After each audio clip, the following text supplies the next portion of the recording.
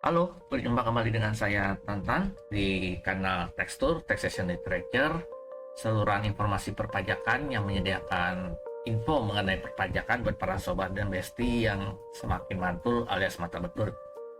Dan apabila ada saran, komentar, silakan tuliskan saja di kolom komentar, nanti kami akan meresponnya dengan segera. Memasuki tahun baru ini yang penuh dengan semangat baru, saya akan membahas mengenai aturan teknis pembuatan faktur pajak sebagai pelaksanaan dari PMK 131 tahun 2024. Dasar hukumnya di Per 1 PJ tahun 2025 yang mulai berlaku tanggal 3 Januari 2025. Faktur pajak tersebut harus mencantumkan keterangan seperti biasanya nama, alamat, dan NPWP pihak yang menyerahkan BKP atau JKP, kemudian identitas pembeli BKP atau penerima JKP yang meliputi nama, alamat, dan NPWP bagi wajib pajak badan dalam negeri dan instansi pemerintah, nama, alamat, dan NPWP atau NIK bagi subjek pajak dalam negeri orang pribadi, atau nama dan alamat bagi subjek pajak luar negeri badan atau bukan merupakan subjek pajak, dan nama, alamat, beserta nomor paspor bagi subjek pajak luar negeri orang pribadi. Kemudian harus mencantumkan juga informasi mengenai jenis barang atau jasa, jumlah harga jual atau penggantian, dan potongan harga. Kemudian PPN yang dipungut, lalu pajak penjualan barang mewah yang dipungut apabila ada, kode, nomor seri, dan tanggal pembuatan faktur pajak, dan nama beserta tanda tangan yang berhak menandatangani faktur pajak. Apabila penyerahan BKP dan atau JKP yang dilakukan PKP pedagang eceran kepada pembeli dengan karakteristik konsumen akhir, faktur pajak tersebut dapat dibuat tanpa mencantumkan identitas pembeli serta nama dan tanda tangan dari pihak penjual. Untuk faktur pajak dan dokumen tertentu yang kedudukannya dipersamakan dengan faktur pajak yang dibuat sejak tanggal 1 Januari sampai 31 Maret 2025, untuk impor dan atau penyerahan BKP dan atau JKP, pemanfaatan BKP tidak berwujud dan atau JKP bagaimana diatur di dalam pasal 3 PMK 131 tahun 2024 yang mencantumkan dasar pengenaan pajak dari harga jual atau penggantian atau nilai impor sepenuhnya dan tarif 12% atau tarif 11%. Dianggap telah memenuhi ketentuan pembuatan faktur pajak, Panjang telah mencantumkan keterangan lainnya sesuai dengan ketentuan peraturan perundang-undangan di bidang perpajakan. Yang perlu kita ketahui di pasal 3 PMK 131 tahun 2024 mengatur mengenai impor dan atau penyerahan BKP dan atau JKP selain yang tergolong mewah dan atau dikenakan PPNBM, di mana PPN-nya dihitung dengan tarif DPP nilai lain, yaitu 12% dikali 11/12 dikalikan nilai impor, harga jual atau penggantian. Sedangkan atas kelebihan pemungutan PPN yang seharusnya dipungut 11%, namun sudah terlanjur dipungut 12%, seperti ketentuan yang dijelaskan di atas, berlaku aturan. Yang pertama, pihak terpungut dapat meminta pengembalian kepada PKP penjual, dan berdasarkan permintaan tersebut, PKP penjual melakukan pembetulan atau penggantian faktur pajak atau dokumen tertentu yang kedudukannya dipersamakan dengan faktur pajak.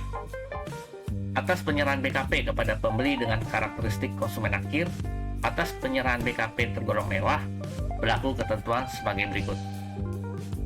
Yang pertama, mulai tanggal 1 Januari 2025 sampai tanggal 31 Januari 2025, PPN dihitung dengan rumus 12% dikalikan DPP nilai lain yang ditentukan dengan rumus 11/12 dikalikan harga jual.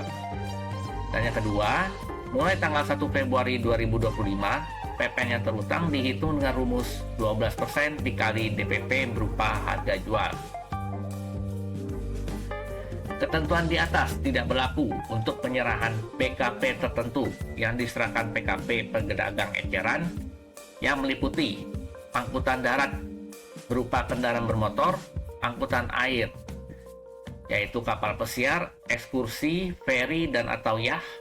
Kemudian angkutan udara, yaitu pesawat terbang, helikopter, dan atau balon udara, tanah dan atau bangunan, senjata api dan atau peluru senjata api.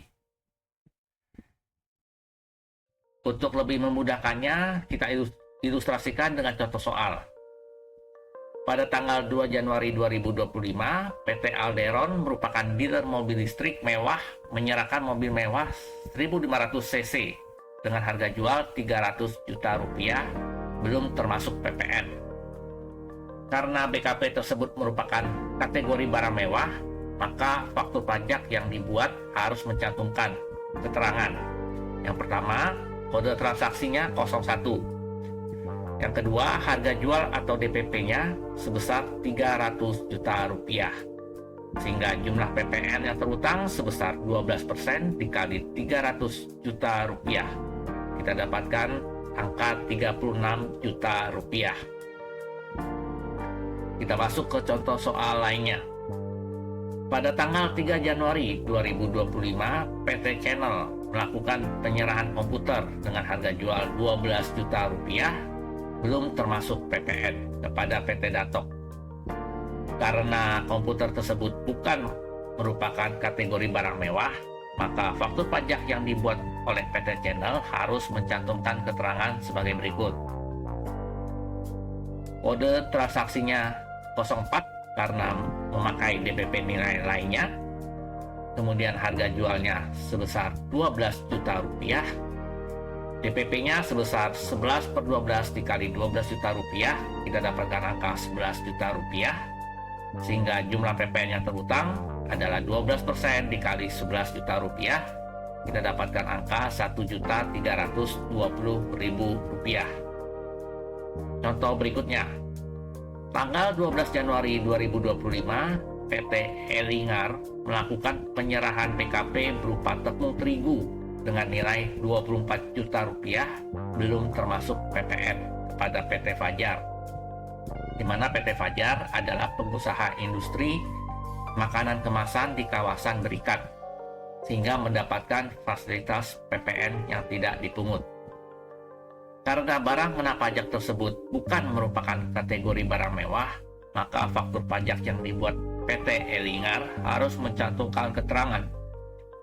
Yang pertama, kode transaksinya 07, karena mendapat fasilitas PPN tidak dipungut. Kemudian harga jualnya sebesar 24 juta rupiah. DPP menggunakan nilai lain sebesar 11/12 dikali 24 juta rupiah, sehingga kita dapatkan 22 juta rupiah. Jumlah PPN sebesar 12% dikali 22 juta rupiah, kita dapatkan 2.640.000 rupiah. Contoh berikutnya. Tanggal 10 Februari 2025, PT Gada melakukan penyerahan 10 unit komputer kepada Pemprov Banten dengan harga 120 juta, belum termasuk PPN. Karena komputer bukan merupakan kategori barang mewah, maka faktur pajak yang dibuat PT Gada harus mencantumkan keterangan. Yang pertama, kode transaksi 02, karena penyerahan komputer tersebut diserahkan kepada instansi pemerintah.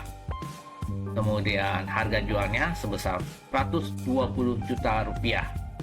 DPP menggunakan nilai lainnya sebesar 11/12 dikali 120 juta rupiah, kita dapatkan 110 juta rupiah. Kemudian jumlah PPN sebesar 12% dikali 110 juta rupiah, sehingga kita dapatkan angka 13.200.000 rupiah. Contoh berikutnya, tanggal 20 Januari 2025, PT Alderon yang merupakan dealer mobil listrik mewah menyerahkan mobil mewah 2000 cc kepada Nandia. Dalam hal ini sebagai pembeli dengan karakteristik konsumen akhir. Seharga 600 juta rupiah, tidak termasuk PPN. Hal yang harus diperhatikan oleh PT Alderon dalam membuat faktur pajak atas transaksi tersebut adalah: yang pertama, PT Alderon wajib membuat faktur pajak menurut pasal 13 ayat 5 Undang-Undang PPN. meskipun penyerahan kepada pembeli dengan karakteristik konsumen akhir, di mana pasal 13 ayat 5 Undang-Undang PPN mengatur ketentuan informasi yang harus dicantumkan di dalam faktur pajak. Kemudian kedua, PT Alderon tidak bisa menggunakan DPP nilai lainnya sebesar 11/12 dikali 600 juta rupiah karena penyerahan mobil mewah tersebut termasuk dalam penyerahan PKP jenis tertentu.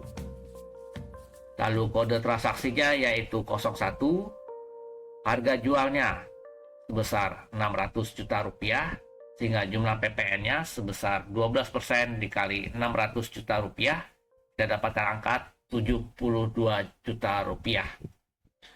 Jadi kesimpulan yang penting dari pemaparan materi ini adalah walaupun DPP-nya menggunakan nilai lainnya, belum tentu kode faktur pajaknya 04.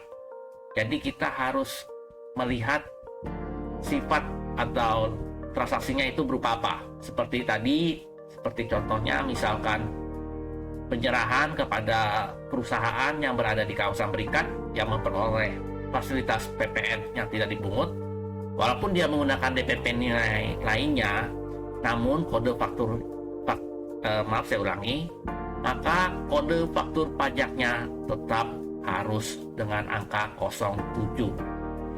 Demikianlah penjelasan singkat saya mengenai aturan teknis pembuatan faktur pajak. Semoga informasi ini bermanfaat bagi para sobat dan besti semua.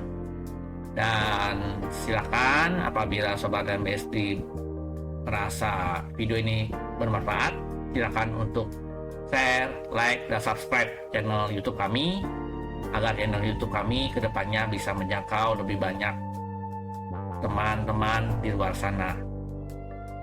Baik, sekali lagi saya mengucapkan selamat tahun baru.